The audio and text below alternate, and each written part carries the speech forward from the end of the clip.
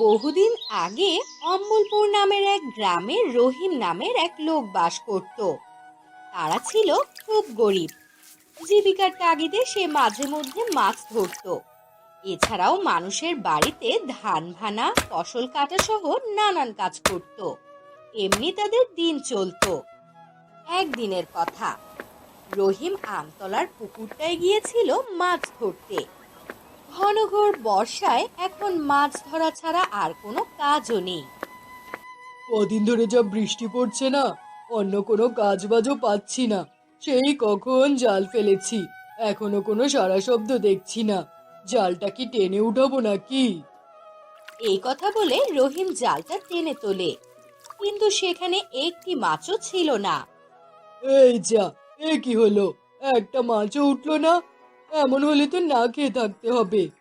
না না, আমি এক কাজ করি, আমি আবারও জাল ফেলি। এই পুকুরে তো সবাই মাছ ধরে। এরপর রহিম আবারও পুকুরে জাল ফেলে বসে অপেক্ষা করতে থাকে। তখন হঠাৎ তার চোখ পড়ে পুকুরের পাশে থাকা আম গাছে। বাহ, কি সুন্দর আম ধরে আছে! যাই, কটা আম পাড়ার চেষ্টা করি, জমিয়ে খাওয়া যাবে। কিছু না কিছু খেয়ে তো দিন পার করতে হবে। রহিম উঠে আম গাছের কাছে যায় আম পাড়তে। বাহ বাহ, কি সুন্দর পাকা পাকা আম ধরেছে। তবে আমগুলো এত উপরে, কেমন করে যে পারবো? আচ্ছা, আমি না হয় গাছে উঠে যাই। তারপর রহিম আম গাছে উঠে কয়েকটা আম পেড়ে নেয়। যাই, এবার গিয়ে জালটা টেনে তুলি। রহিম গিয়ে জালটা টেনে ওপরে তোলে, কিন্তু সেখানে একটি মাত্র মাছই ধরা পড়েছিল। ও মা, এ কি! মাত্র একটি মাছ ধরা পড়লো। এ পুকুরে তো মাছের কমতি নেই। তবে একটি মাছ কেন ধরা পড়লো? আবার জাল ফেলি তো। রহিম আবারও পুকুরে জাল ফেলে অপেক্ষা করতে থাকে। কিছুক্ষণ পর যখন আবার জাল ওপরে তোলে, সে দেখে সেখানে কোনো মাছ নেই। এ কি সর্বনাশ! এবার তো দেখছি একটা মাছও ধরা পড়লো না। দূর বাবা, আর পারবো না। এবার আমি বাড়ি চললুম। রহিম জাল কাঁধে নিয়ে বাড়ির দিকে রওনা দেয়। বাড়ি ঢুকতেই রহিমের গিন্নি তাকে দেখেই চেঁচাতে শুরু করে। কি হলো? আজকে কিছু আনতে পারলে? নাকি আজও জালে মাছ ধরা পড়েনি? ঘরে শুধু জল ছাড়া আর কিছু নেই বলে দিলুম আমি। যদি কিছু না এনে থাকো তবে আজ না খেয়ে থাকতে হবে। গিন্নির কথা শুনে রহিম চুপচাপ মাছটি গিন্নির দিকে এগিয়ে দেয়। দেখো দেখিনি, শুধু মাছ এনেছে। তা মাছ কি কাঁচা খাবে নাকি? ঘরে নুন তেল কিছুই তো নেই। আজ বেশ কবার জাল ফেলার পরও এই একখানা মাছই উঠলো। নুন তেল আর কোথা থেকে আনবো? বলছি, তোমার জালেই কি শুধু মাছ ধরা পড়ে না, নাকি তোমায় দেখে মাছেরা পালিয়ে যায়? তা আমতলার পুকুরটাতে যখন মাছ পাও না, তখন রোজ রোজ ওই পুকুরে মাছ ধরতে কেন যাও বলো দেখিনি? তোমায় কত করে বলেছি তালতলার পুকুরটায় একবার যাও। রহিম তালতলার পুকুরের কথা শুনে গিন্নিকে থামিয়ে দিয়ে বলে। ওই তালতলার পুকুরের কথা মুখেও এনো না গিন্নি। ও পুকুরখানা অভিশপ্ত। ওখানে কেউ মাছ ধরতে যায় না। ওরে পাগল, কেউ যায় না বলেই তো তুমি যাবে। কেউ যখন যায় না, তখন ওখানে তো অনেক মাছ আছে। তুমি একবার যাও না গো, দেখবে অনেক বড় বড় মাছ উঠবে জালে। বেশি লোভ করতে চেও না গিন্নি, পরে একখানা বিপদ হলে কি করে সামাল দেব তখন? অত শত বুঝি না বাপু। তুমি কাল সকালে তালতলার পুকুরে মাছ ধরতে যাবে, আমি শুধু এইটুকুই জানি। পরদিন খুব সকালে ঘুম থেকে উঠে রহিম রওনা হয় তালতলার পুরনো পুকুরটার দিকে। পুকুরের ধারে গিয়ে সে জাল ফেলে। আশেপাশে কেউ নেই, একদম নির্জন। কিছুটা ভয় ভয় করতে থাকে তার। হে ভগবান, আজ যেন একটা মাছ হলেও উঠে। ঘরে খাওয়ার মতো কিছুই নেই। কিছুক্ষণ অপেক্ষার পর হঠাৎ জালে টান পড়ে। জালটা উপরে তুলতেই তার চোখ ছানা বড়া। একটি মাছও নেই, তবে জালের মাঝে উজ্জ্বল সোনালী আলো ছড়ানো ছোট ছোট অনেকগুলো ডিম। এক একটা যেন চোখ ধাঁধানো মনির মতন। এইগুলো আবার কিসের ডিম? এত আলো কেন আসছে ডিম থেকে? যত সব অদ্ভুত কাণ্ড। ঠিক সেই মুহূর্তে পানি ছলকে উঠে এলো এক বিশাল রূপালী মাছ। এই ডিম জাদুর ডিম। লোভ না করলে, প্রয়োজন অনুযায়ী ব্যবহার করলে এগুলো তোমার জীবনের দুঃখ ঘোচাবে। তুমি কথা বলতে পারো? হ্যাঁ, মনে রেখো, ডিম বিক্রি করো, খেও না। বেশি লোভ করলে সব শেষ হয়ে যাবে। তারপর মাছটা ধীরে ধীরে জলে মিলিয়ে গেল। রহিম বাড়ি ফিরে সব ঘটনা গিন্নিকে খুলে বলে। গিন্নি প্রথমে ভয় পেলেও রহিম সব খুলে বললে বিশ্বাস করে। তারা শহরের ডিমগুলো নিয়ে যায় স্বর্ণকারের কাছে। ওরে বাপরে, এগুলো তো সোনার থেকেও দামি কিছু। কোথায় পেলে এগুলো? বেশি প্রশ্ন করো না তো বাপু, এগুলো বিক্রি করব। কিছু টাকা দাও ঠিকঠাক করে। স্বর্ণকার ভালো দাম দেয়। রহিম চাল ডাল লবণ তেল কাপড় সব কিনে নিয়ে বাড়ি চলে যায়। এভাবে কয়েক সপ্তাহে রহিমের সংসারে নতুন রং ফিরে পায়। গিন্নি নতুন শাড়ি পরে, বাড়িতে মাটির চুলো থেকে বেরিয়ে গ্যাসের চুলো বসে যায়। আশেপাশের লোকজন হিংসে করতে শুরু করে তাদের। এরপর একদিন গিন্নি এসে বলে, শোনো না গো, আরেকবার যদি ডিম পাওয়া যেত, খাবো তো, কত কিছু কেনা যেত, সোনা কিনে রাখা যেত, পাকা দালান বানানো যেত। গিন্নি মাছটা স্পষ্ট করে বলেছে লোভ না করতে। বেশি চাইলে সব হারাবে তখন। সবাই কয় সুযোগ বারবার আসে না, তুমি বুঝো না, এটাই আমাদের সময়। শেষ পর্যন্ত গিন্নির জেদের কাছে হার মানে রহিম। তারা আবারও পুকুরে যায়, জাল ফেলে ডিম পায়, বিক্রি করে, আরো টাকা পয়সা আসে। এরপর আবারও যায়, তবে আগের মতন আর ডিম পায় না। তবুও গিন্নির লোভ যেন থামে না। যতদিন পাওয়া যায় ততদিন তুলে রাখো, এই সুযোগ হাতছাড়া করা যাবে না।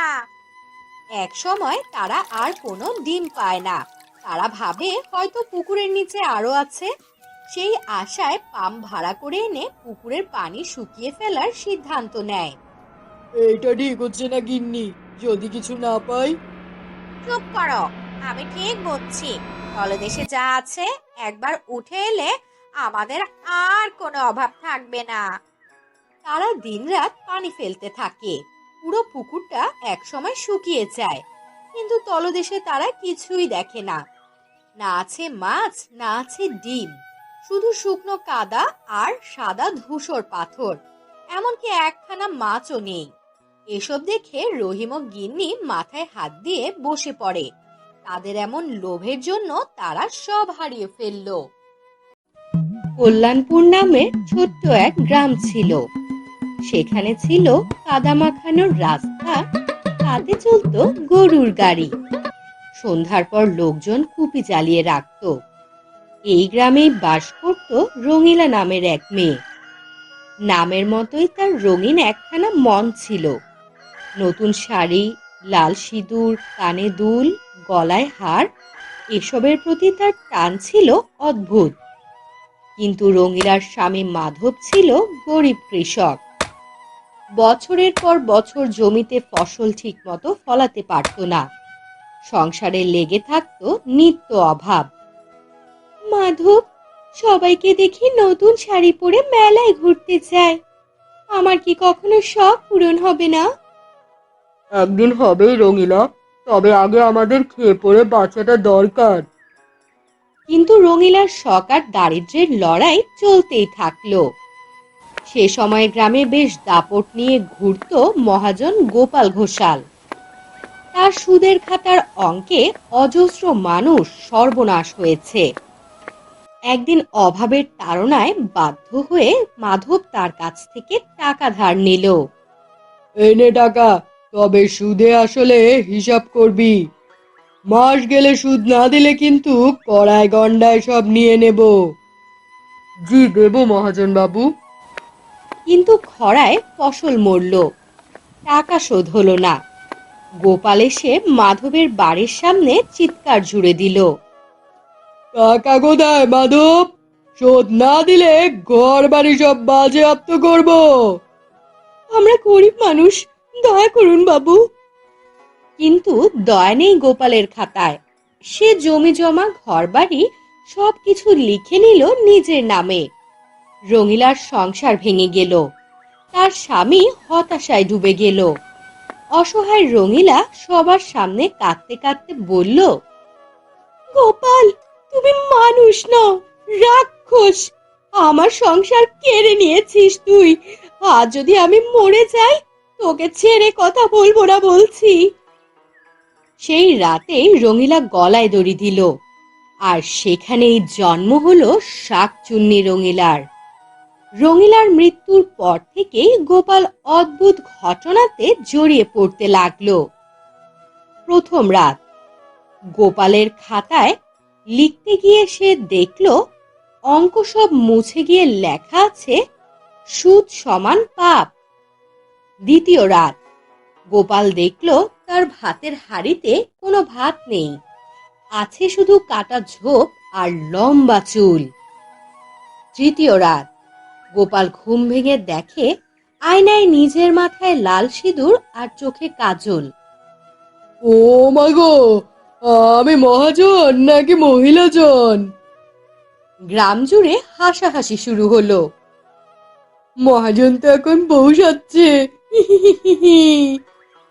রঙিলা শুধু ভয় দেখাতো না, মাঝে মাঝে এমন মজার কাণ্ড করত যে গ্রামবাসী বেশ মজা পেত। ধীরে ধীরে পুরো গ্রাম ভয়ে কাঁপতে লাগলো। রাত নামলেই কেউ আর একা রাস্তায় বের হতো না। সবাই বলতো রঙিলা বৌদি ফিরে এসেছে, মহাজনের সর্বনাশ করবে। গোপাল নিজেই পাগলের মতো হতে লাগলো। একদিকে ভয়, আরেকদিকে লোকের বিদ্রূপ।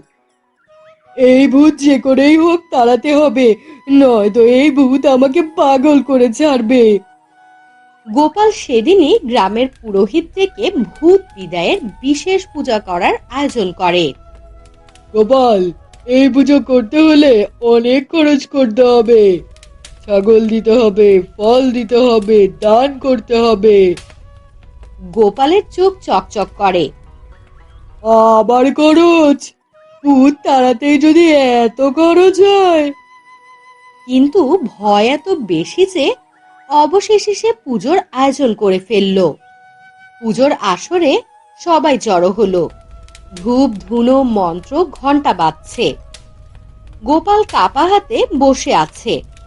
হঠাৎ প্রবল ঝড় বৃষ্টি সৃষ্টি হলো। বাতাসে মশাল নিভে গেল। তখনই শোনা গেল রঙিলার ভয়ঙ্কর গলা। এই গোপাল, আমাকে তাড়াতে চাস? পূজার খরচ তুই শোধ করতে পারবি তো? নইলে আমি আবার তোর ঘাড়ে চড়ে বসবো।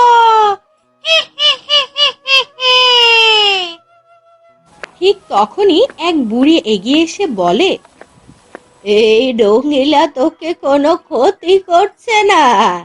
সে তো তোরই অন্যায়ের শিকার। জমি ঘর সব কেড়ে নিয়েছিস, তার আত্মা শান্তি পাবে কি করে? গ্রামবাসী একে একে রঙিলার পাশে দাঁড়ায়। রঙিলা আমাদের কারো কোনো ক্ষতি করেনি, বরং তোকে শিক্ষা দিচ্ছে মহাজন। গোপালের মাথা নিচু হয়ে যায়। পুজোর ধোয়া আর বাতাসের ঘূর্ণিতে রঙিলার অবয়ব ভেসে ওঠে। আমি প্রতিশোধ চাই না, চাই শুধু ন্যায়।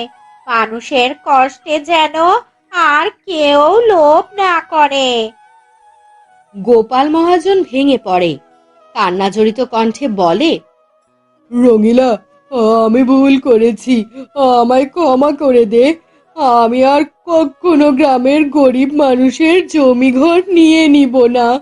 তাদের জমি ঘর আমি সব কিছু ফিরিয়ে দিব। আমায় ক্ষমা করে দে রঙিলা। এই প্রতিশ্রুতির পর ধূপের ধোঁয়ার মতো মিলিয়ে যায় রঙিলা। আর কখনোই তাকে গ্রামে দেখা যায় না।